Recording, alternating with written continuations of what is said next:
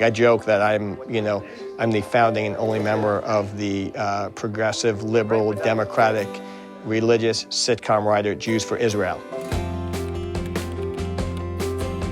Wait, what was that? My religious friends say, how could you work in Hollywood? And my Hollywood friends say, how could you be religious? And that's kind of the balancing act I've been doing.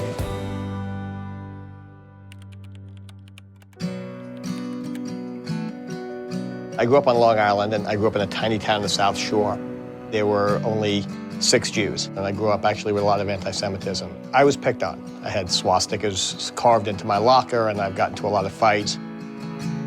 I remember one of the turning points in my life, the baseball team had handed out buttons that said "Students for Hitler," and the coaches let it happen. This is not in the 50s. This is like the late 70s, early 80s, in town in South Long Island. I think it was a defining part of my growing up.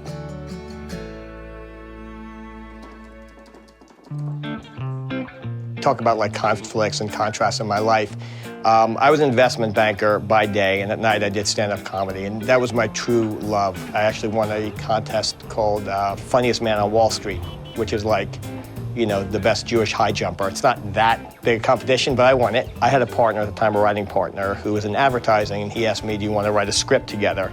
It was great for my soul, and it wasn't like a spiritual thing. It was like, wow, this is really what I meant to be doing. And I moved out to California, and I went from being an investment banker to delivering sandwiches, literally the next day. There were 2 shows I wanted to work on. One was called Blue Skies, and I was like, please, I know this show is going to be a hit. Please, God, let me get on Blue Skies. And I did not get on Blue Skies. And I got on a show called Friends, and that was a trajectory that it changed my life forever.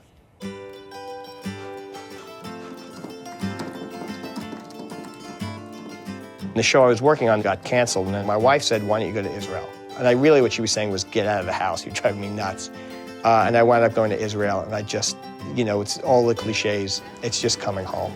For me, as somebody with a very liberal soul, I was blown away because it is so culturally diverse.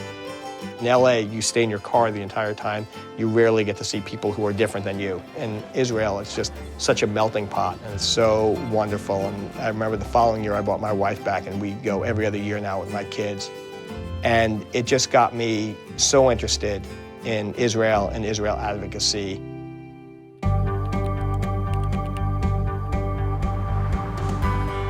I'm running a show now for Warner Brothers. Head of Warner Horizon Studios came up to me, and it was just during the war in Gaza, the last war.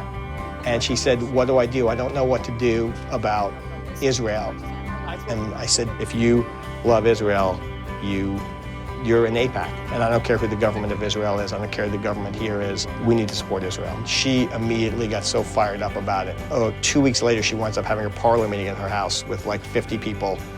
From like the highest level people and lawyers and agents and studio executives and people who were hearing about AIPAC for the first time. Growing up, I felt very, very alone. When you go to AIPAC and you see all these people, it's like, oh my God, I can open up. I can like really advocate for Israel. It doesn't matter if you're left or right or in the center, and it's really empowering. As a storyteller, you're trying to write a happy ending. For me, AIPAC is that. It's a feeling that you're not alone.